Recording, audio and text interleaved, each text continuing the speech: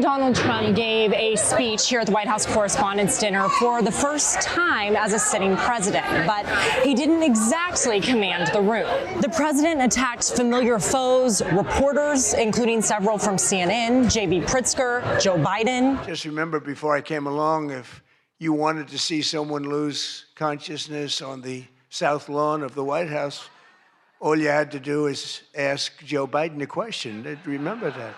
But many of his jokes didn't seem to land, and some weren't even jokes at all. He riffed on Iran and the new ballroom he's building at the White House.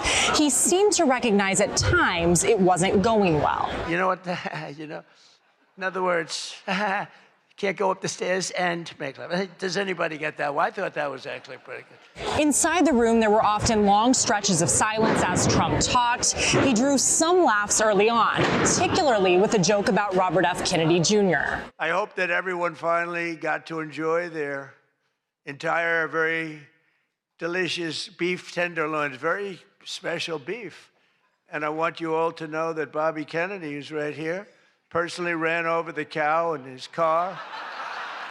Earlier in the night, he shook hands with journalists who won awards, several of them honored for journalism, highly critical of Trump and his administration. We do expect to see him back on a similar stage. During the remarks, Trump vowed to attend the dinner when it takes place next year. Did you know that President Donald Trump canceled almost 300 energy grants for several states across the country?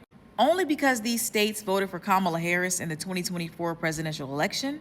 Well, this information was found out in a class action lawsuit. And the class action lawsuit was filed to overturn the Trump administration's decision to cancel those grants. The court filings show that Energy Department officials recommended ending several billion dollars in grants to either blue states or states where President Donald Trump lost the vote in the 2024 presidential election. As far as the total of grants, it was 284 grants that were going to be canceled unless this lawsuit occurred. Let me know what you think about this information in the comments. I'm excited. I'm ecstatic. The king. We got the king. This is one of the happiest days of my life. The king is here. You can almost see the championship. I can see it. Listen, if you were smart, you would have had the season tickets already. I think I screamed. I probably cried for like a good 10 minutes. Happiest day of my life. My phone was going berserk, scrolling Twitter, talking to family. It's wonderful. So the fact that LeBron James came, that shows you how big it is in this city. And I felt like that's what was inside of me. It's a victory for the city of Philadelphia. You're bringing arguably the top name in all of sports right now. Right? LeBron moves the needle, and the fact that he's still a very good basketball player on top of what the Sixers have already done this offseason, we're thinking about that Larry O'Brien trophy. Genuinely, I was speechless. I was like, there's no way this is happening. We have one of the best teams ever assembled. We're going to win a championship this year.